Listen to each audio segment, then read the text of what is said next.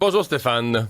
Salut Mario. C'est toute une guerre que se livrent l'université Harvard et la Maison-Blanche, le président Trump.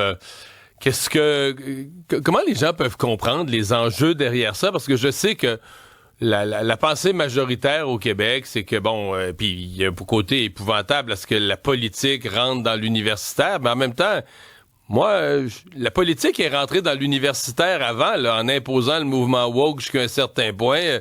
Je ne sais pas comment rétablir ça.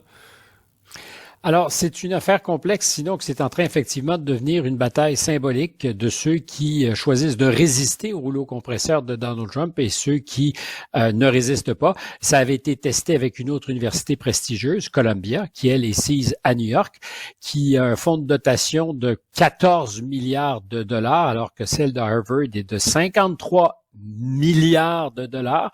Ça donne peut-être des moyens pour la résistance. Il faut comprendre que le président Trump, dans sa campagne électorale, au cœur de son message électoral, disait vouloir lutter contre le wokisme. Et s'il y a un endroit où les choses se sont enflammées, sinon même où elles se sont créées, c'est sur les grands campus universitaires. Et c'est en général assez directement proportionnel au prestige des universités. Plus elles le sont, plus elles étaient woke, on disait, et on dit encore de Harvard, par exemple, qu'en matière de liberté d'expression, sur 250 plus ou moins universités qui avaient été sondées, c'était une des universités qui arrivait au bas d'un baromètre de la liberté d'expression, sinon même c'était la dernière université, parce qu'il y avait des choses qu'on pouvait dire et d'autres choses qu'on ne pouvait pas dire, et en général, c'était aussi proportionnel à ce que tu étais woke la même chose. ou pas. C'est ça. Si t'es woke et à gauche, il n'y a pas d'extrême où tu peux pas aller. Tu peux aller dans tous les extrêmes les plus haineux, les plus terribles. Si t'es plus à droite, là, whoops, si t'es plus à droite, là, faut que tu restes dans un corridor très, très, très restreint, là. Mais tout ça est profond, Stéphane. Là, on parle de... Je ne dois pas te parler de l'Université de Montréal. Comme si je pensais que c'était superficiel. Je pense pas que c'est superficiel. Non, mais je parle de profond dans le sens que chez nous aussi, il y a des questionnements. Moi, j'ai écrit, écoute, j'ai eu des débats là-dessus, puis je me suis fait ramasser, puis j'ai pas peur de ce que j'ai écrit. L'Université de Montréal, prestigieuse université au Québec, Montréal, grande université de la francophonie dans le monde, à son département d'histoire. On n'enseigne plus l'histoire du Québec. Comme étant, je dis pas qu'on n'enseigne plus l'histoire de ce qui se passe au Québec. On va enseigner l'histoire des Autochtones au Québec, du féminisme au Québec, de plein d'affaires qui arrivent au Québec. Eux, ils disent que c'est ça, enseigner l'histoire du Québec. Mais l'histoire de ce peuple, de parlants français qui sont débarqués, puis qui ont survécu, puis qui ont élu à un moment donné René Lévesque, puis qui ont ça, c'est quétaine, c'est poche, c'est plate. Puis là, ils ont imposé leur langue avec la loi 101. C'est du colonialisme. Puis le mouvement woke a totalement pris le contrôle d'un département d'histoire comme le département d'histoire de l'Université de Montréal. Mais ce que je me rends compte, c'est qu'on interdit, mettons, moi, là, comme francophone, là, dont je sais pas quelle génération a été amenée sur ce continent, était déterminé à perdre sa langue, à perdre son français, puis a survécu. Ça ne peut plus être enseigné. Ça doit être tu. Ça doit être caché. Ça me met en tas. Tu sais, je veux dire. Et j'entends ton tas. Non, mais c'est pour tu comprends que c'est.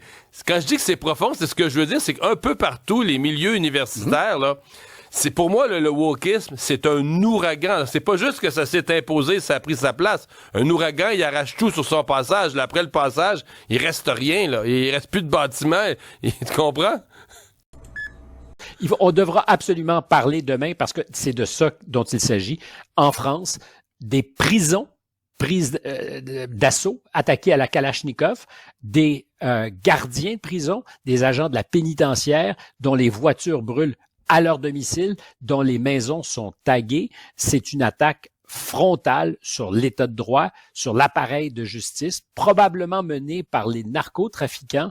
C'est extraordinairement inquiétant. On parle ici de la mexicanisation du pays. Et je reviendrai là-dessus pour avoir vécu au Mexique, parce que il n'y a pas un pays, il n'y a pas une démocratie qui veut, parce qu'on parlait de principe, donner du lest à ce qui peut devenir une éventuelle rivalité d'autorité entre les méchants, les cartels narcos, et la légitimité de l'État.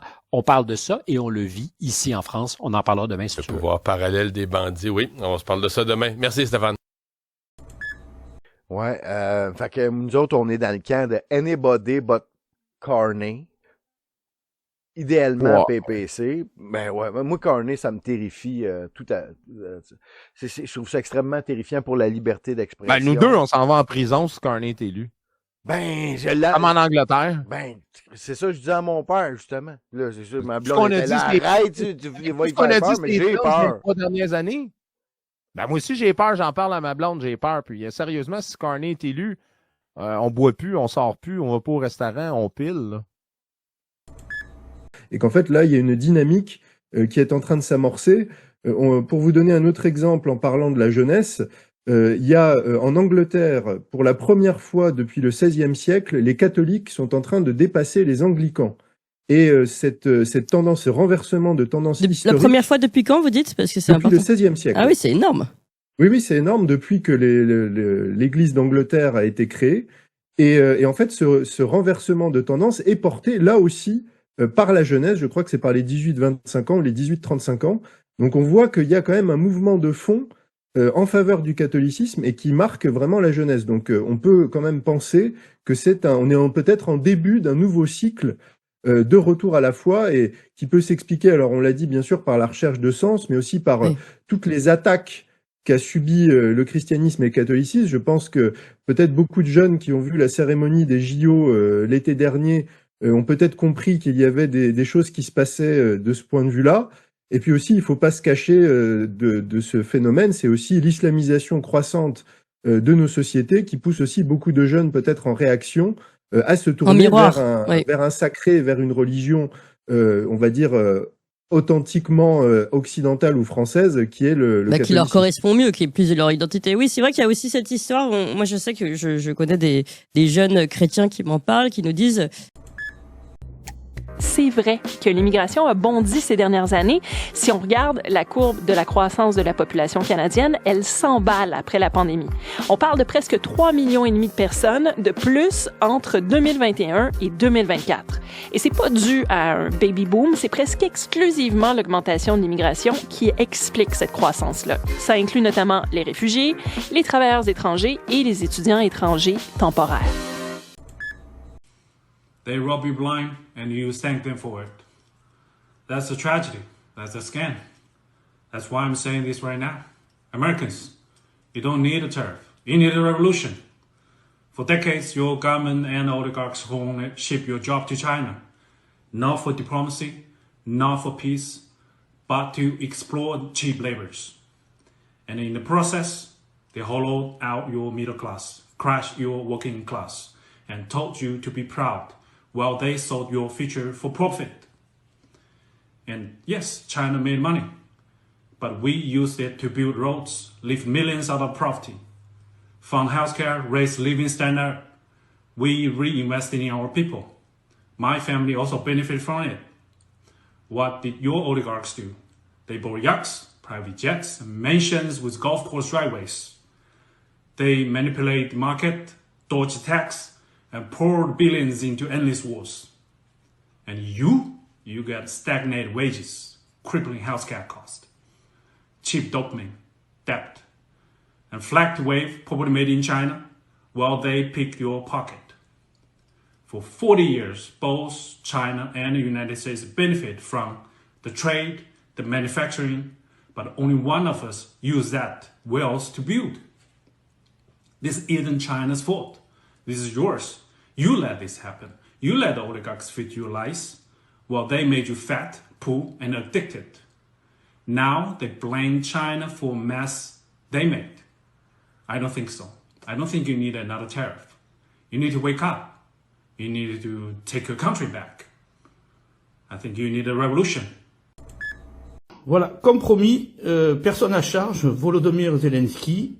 Voilà, je suis patron, je paye beaucoup d'impôts, beaucoup de charges, taxes foncières, salaires, taxes, en veux-tu, en voilà. Donc voilà, je l'ai mis à personne à charge. Au fait, juste pour les rageux qui vont commencer à dire le patriotisme, je suis un ancien militaire engagé, j'ai été pour la guerre du Golfe, donc tout ce qui va être histoire de patriotisme, non merci. Voilà, juste petit coup de gueule. Merci et passez tous une bonne journée. fait cette guerre avec la guerre du Donbass, voilà. Et que c'était une connerie monumentale que de déclencher en 2014 une guerre contre les russophones de l'Est et que ça ne pouvait pas bien se terminer. C'est une catastrophe qui était programmée à partir de 2014. Et là, c'est un petit peu ce qui s'était passé avec la Géorgie, où les Américains ont laissé croire aux Ukrainiens qu'ils pouvaient y aller, qu'ils allaient les aider. Ce qui est vrai, ils les ont aidés. Mais la vérité, c'est que la guerre du Donbass, elle a fait pratiquement 15 000 morts. Elle a été atroce. Il y a eu 6 000 civils massacrés par des milices ukrainiennes abominables. Et donc, ça ne pouvait pas bien se terminer. Pardon de dire ça, mais c'est tellement évident. C'est juste la réalité historique, c'est tout. Alors je sais que ça plaît pas à mes copains moralistes parce que de toute façon il faut dire que Poutine c'est Hitler, mais non, Poutine c'est pas Hitler. Il n'a pas encore tué 6 millions de juifs. Voilà. En revanche, les Ukrainiens étaient bien partis. Ils ont fait du dommage, les antivax. Oui, mais pour être nuancé, il faudrait aussi dire que c'est vrai que ça a fait du dommage, le confinement, puis on le voit sur la santé mentale populationnelle, les troubles de dépendance aux substances dont l'alcool, les jeunes, je pense qu'il y a beaucoup de parents qui ont des adolescents qui savent que ça a eu un impact aussi de pas aller à l'école. Je veux dire, le point avec ce livre-là, c'est juste de dire, on n'a pas pris un moment de pause pour dire, faut analyser ce qui s'est passé, puis juste faire un debrief. On a juste voulu passer à autre chose. Ça, c'est un bon point, mais malheureusement... un bon point. En fait, ce qui est le plus troublant là-dedans, ça revient à sa question de départ. Ils n'ont rien retenu encore. On referait exactement les mêmes mardes, les mêmes affaires. Partout ailleurs, il y a eu des commissions d'enquête, il y a eu même des gouvernements qui se sont excusés. C'est arrivé même en Alberta, chez nous, là, des gouvernements qui ont dit c'est allé trop loin là-dessus, on reconnaît que ça devrait pas... Mais t'es regardes, puis je regarde ce monsieur-là parler, là, puis c'est rien contre lui personnellement. Là. Mais lui, ça recommence demain matin, puis il est encore king confineux, on renferme tout le monde en dedans, faut faire peur au monde. Ça donne quoi de dire, regarde, on va analyser ce qui se passe, on reconnaît que le confinement, ça a causé des problèmes, on reconnaît que ça a augmenté l'anxiété dans la population, on reconnaît tout ce que les gens nous ont dit, c'est vrai, mais savez-vous quoi, si ça recommence, on va faire la même chose. Macron, il a quitté un job à 200 000 euros par mois. Non, j'aurais pas quitté un job à 200 000 euros par mois pour faire mon truc. Je suis désolé, il y a des limites quand même. Mais tu dis, comment on peut quitter ce job pour aller faire porte-serviette de François Hollande? Et d'ailleurs, comment François Hollande accepte que quelqu'un fasse ça? Je dis, c'est quand même bizarre ce mec. Il gagne 200 000 euros, venir bosser avec moi pour gagner 20 fois moins. Je pense que Macron est un agent de l'étranger. Sinon, c'est incompréhensible ce qu'il fait. Bien, il est complètement con, mais je pense pas du tout qu'il soit complètement con. Il n'est pas incompétent. Il n'est pas du tout incompétent. Au contraire, il a été choisi comme compétent. Compétent, mais mal intentionné. Mal intentionné même du point de vue du pays. La plupart des ministres et lui, sont formés par les États-Unis. Ils vont faire leurs études là-bas et ils reviennent. Ils sont choisis à Davos. Une fois qu'ils ont été choisis à Davos, qui peuvent être Premier ministre, ils sont choisis par la banque. Là, c'est à nouveau un banquier qu'on a. On avait déjà eu Pompidou qui avait commencé la bascule libérale, la bascule de destruction des services publics de l'État. Et puis c'est un banquier qui vient finir le boulot. Pas du tout. On n'est pas du tout en démocratie. Mais on n'est pas du tout en démocratie. Il y a une escroquerie politicienne majeure qui a eu lieu à partir du 19e siècle, qui a consisté à appeler démocratie un système qui était, écoutez-moi, il n'était pas non démocratique. Le système dans lequel on vit, le système de domination parlementaire, il est antidémocratique et il est pensé comme ça par les penseurs du gouvernement représentatif. Il s'appelle un gouvernement représentatif, pas du tout une démocratie. La Cour des comptes européenne vient de publier ce 7 avril un rapport qui montre des choses très graves. En effet, 7,4 milliards d'euros de subventions données par l'Union européenne à des ONG, des organisations non gouvernementales, entre 2021 et 2023, ont tout simplement disparu. Pas de traces pour ces milliards, écrit la Cour des comptes européenne. On parle de 7,4 milliards d'euros, soit 4% du budget de l'Union européenne. La Cour des comptes européenne écrit elle-même qu'on ne parle pas ici de cacahuètes. Ah ben non, je vous confirme. 7,4 milliards d'euros, c'est considérable, et je vous rappelle que le budget de l'Union européenne, il est notamment largement financé par les contribuables français, puisque chaque année, nous, Français, nous donnons beaucoup plus à l'Union européenne que ce qu'on en reçoit en retour. Et en plus, l'argent disparaît. Oh, rassurez-vous, cet argent ne disparaît pas pour tout le monde. Je ne crois pas en la théorie de milliards d'euros qui ne laissent pas de traces. On ne perd pas la trace de milliards d'euros. Il y a bien des gens qui en profitent. L'Union européenne est l'institution la plus corrompue du monde. Nouvelle démonstration. C'est normal. Elle a énormément de pouvoir, elle brasse énormément d'argent et il n'y a aucun contre-pouvoir. Il faut se débarrasser de ce fléau en quittant l'Union européenne le plus vite possible, en reprenant notre liberté. Ça devient complètement À lunaire. partir de 2026, si tes parents décèdent, l'État pourra vendre leur maison. Imaginons que tu sois l'héritier d'une maison familiale estimée à 300 000 euros. Jusque-là, tu pensais qu'elle te reviendrait naturellement, mais à partir de 2026, si tu n'as pas les moyens de payer les frais de succession exigés, l'État pourra la mettre en vente, même contre ta volonté. En France, l'héritage est lourdement taxé. Pour devenir pleinement propriétaire, tu devras t'acquitter de dizaines de milliers d'euros. Et si tu ne les as pas, l'administration peut décider de vendre le bien pour récupérer ce qu'elle estime lui être dû. Oui, même si c'est la maison dans laquelle tu as grandi, même si elle t'a été promise, même si elle est encore pleine de souvenirs. En clair, l'État pourra légalement récupérer une partie de l'héritage en forçant la vente du bien. Certains parlent déjà d'une triple peine, perdre un proche, perdre une maison et devoir payer. Bienvenue en France, mes amis, tu peux même plus mourir tranquille. T'as payé toute ta vie, t'as été taxé toute ta vie sur la baraque et tu veux léguer à tes gamins? Eh ben non, même quand tu seras mort, ils vont encore payer. Non, franchement, c'est honteux, il y a un moment, faut que ça s'arrête. Ils ne savent plus où prendre du pognon, ils vont prendre maintenant sur le dos des morts, c'est une dinguerie. Voilà, ça me sidère, dis-moi ce que t'en penses.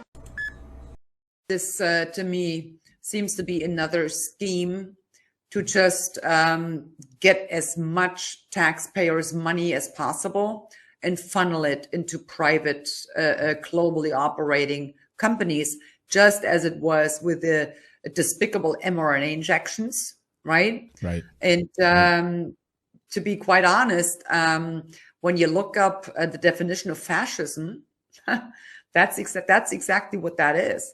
The collaboration of government and big business to the detriment of the taxpayers, the regular people. That's what fascism is. And we've seen that through COVID, and we are seeing it once again now. So there is a group of people, I have no idea who they are, but they are the ones calling the shots. And our elected governments are mere puppets. They are just, pretty much implementing whatever they come up with. To what end and what their goal is? To me, it seems quite obvious. It is to ultimately erect a one world government.